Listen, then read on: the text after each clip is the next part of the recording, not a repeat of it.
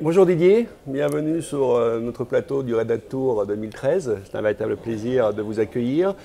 On vous accueille en tant que directeur des activités, alors je lis pour être précis, les activités d'architecture critique et décisionnelle, et notamment le Big Data, donc un sujet qui est particulièrement d'actualité.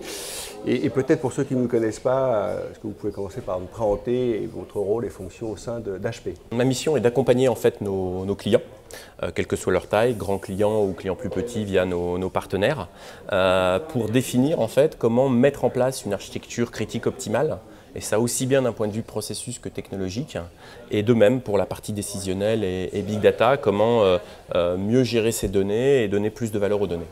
Très bien. Open source, Linux, finalement, ça la réconciliation entre l'économique, la stratégie, les gains.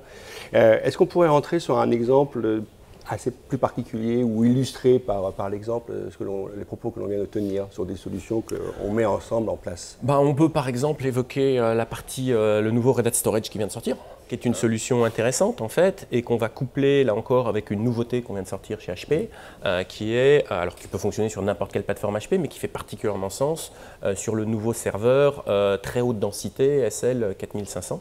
En fait, on a sorti une nouvelle architecture dans un nouveau format avec un serveur, soit un monoprocesseur qui tire 70, soit, c'est ce qu'on va plus souvent déployer d'ailleurs dans le contexte Red Hat Storage, dans 4 U, un quart, un biprocesseur où chacun tire 25 disques. L'avantage, c'est qu'on peut même compléter tout ce que sait faire Red Hat Storage avec la possibilité de mettre des SSD. Et de gérer justement le réalignement des données en fonction de leur densité, et puis pour un coût qui va être bien plus économique que les solutions NAS qu'on trouve en général sur le marché.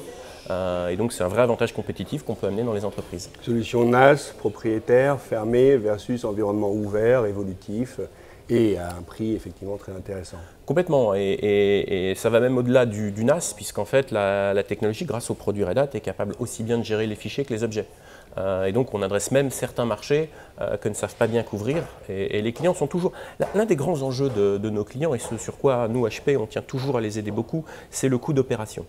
Et en fait c'est vrai qu'un de leurs challenges, c'est je rentre une nouvelle technologie, j'ai un impact sur mon coût d'opération qui est démultiplié parce que je dois intégrer une nouvelle technologie. C'est là où tout ce qui est propriétaire peut être coûteux.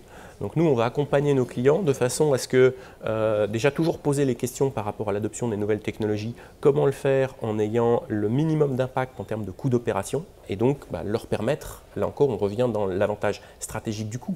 La réduction du coût, c'est non seulement d'avoir des technos qui peuvent coûter moins cher, mais surtout d'avoir des coûts d'opération qu'on est capable de garder sous contrôle. Parce que si on prend quelque chose de moins cher et où le coût d'opération explose de l'autre côté, au final, on n'a pas le gain. Et c'est vrai que l'expertise d'HP, c'est aussi de pouvoir accompagner les clients dans ce cadre-là.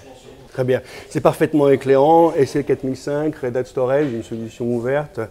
Didier, c'était un réel plaisir d'avoir cet échange avec vous. Je vous remercie une nouvelle fois d'être notre sponsor et je vous souhaite une excellente journée.